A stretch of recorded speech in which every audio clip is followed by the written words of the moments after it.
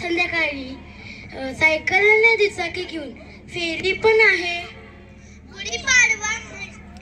गुढीपाडवा म्हणजे एक मज्जाच आहे.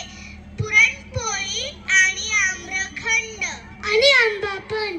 बाबा तर सकाळी लवकर उठूनच तयारीला लागले होते. मोठी बांबूची काठी, जरीचे कापड, कडुनिंबाचा पाला आणि आंब्याची पाने, साखरेची गाठी हे सगळं त्यांनी गोळा करून गुढी उभी केली. माझे बाबा म्हणत होते की मराठी नवीन वर्षाची सुरुवात होते.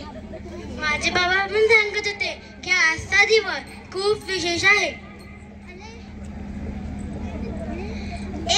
आपण सगळे अजून लहान आहोत, पण खरंच खूप काही ऐकायला मिळते गुढीपाडव्याबद्दल. मलाही माहिती पाहिजे. कोण मला सांगेल आता आपल्याला? कोणीतरी मोठं पाहिजे. ती बघ, सोमेली दीदी इकडेच येते. तिला विचारू. दीदी दीदी. अरे असे का हाक मारताय मला सगळे? काय विशेष? दीदी, बरं झालं तू आलीस. आम्हाला ना गुढीपाडव्याबद्दल माहिती हवी आहे. हो नक्कीच देईन ना. ही काय अनुष्का पण आली, तीही सांगेल थोडं. आजच हिंदू नववर्ष चालू होतो चैत्र प्रतिपदेला. हो, आजचा दिवस खूप विशेष आहे.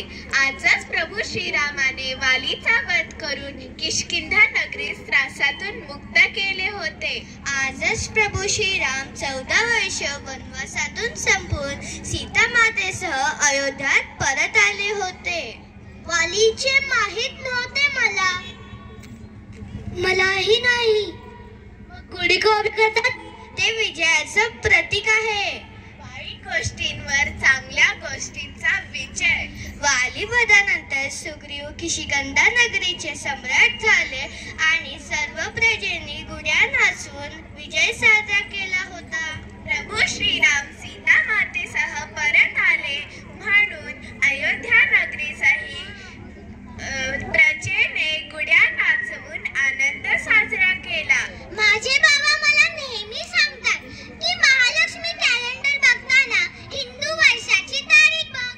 हो, मलाही ते कधी कळत नाही. शालिवाहन, विक्रम काही ऐकले आहेत. बाबा सांगत होते गोष्ट त्याबद्दल.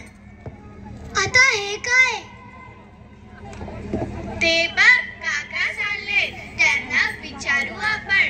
काका काका.